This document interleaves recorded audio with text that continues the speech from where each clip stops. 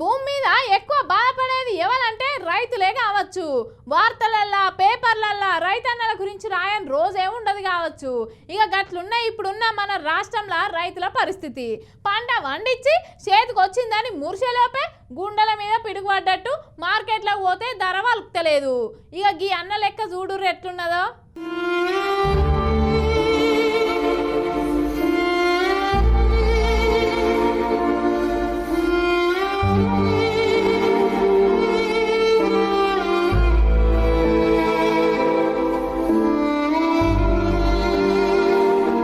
పోయే కొద్ది పొలం దూరం అన్నట్టు ఎంత దూరం పోయినా ఏ సర్కారు వచ్చినా సరే మన రైతన్నల కష్టాలు మాత్రం తీరేటట్టే లేవు. ఈ అన్నం చూడురు ఎట్లా బాధపడుతున్నాడు. మార్కెట్ల ధర చక్కగా లేక ఏడ్చుకుంటా గుండెల మీద ఎట్లా గుద్దుకుంటున్నాడు చూడుర్రి. అన్న ఈ కాయ చూడండి, అసలు కాయ అట్టుందో చక్కగా కాయని 2 ఏళ్ళకి 3 ఏళ్ళకి అడుగుతుంటే నేనేం కావాలా అసలు ఇదంతా కోసం ఈ అన్నం మీద అసలు ఇక్కడ ఊపిరిపోతే ఎంత నేను ఏం సమాధానం చెప్పుకోవాలా. చక్కగా కాయ చేసుకొస్తే 3 ఏళ్ళు కట్టు అడుగుతుంటే నా పరిస్థితి ఏం కావాలా.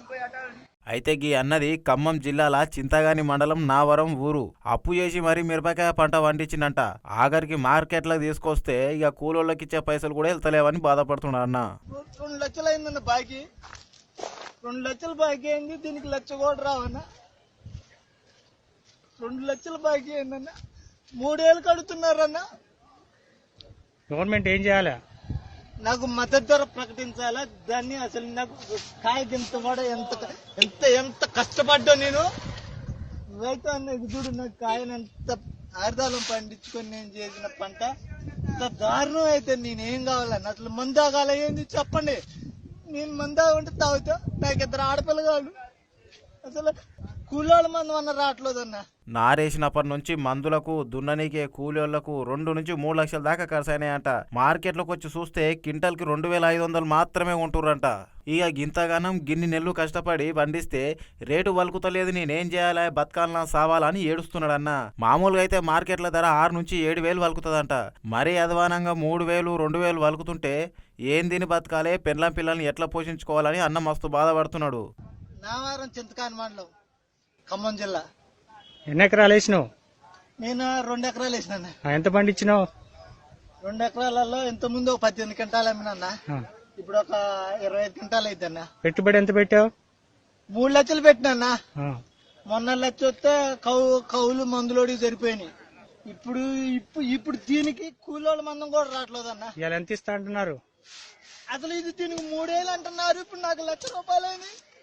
దానికి లేదు. ఇప్పుడు ఇది అమ్మితే వచ్చేది ఇప్పుడు నేనేం కావాలా. నీ పేరు చెప్పు.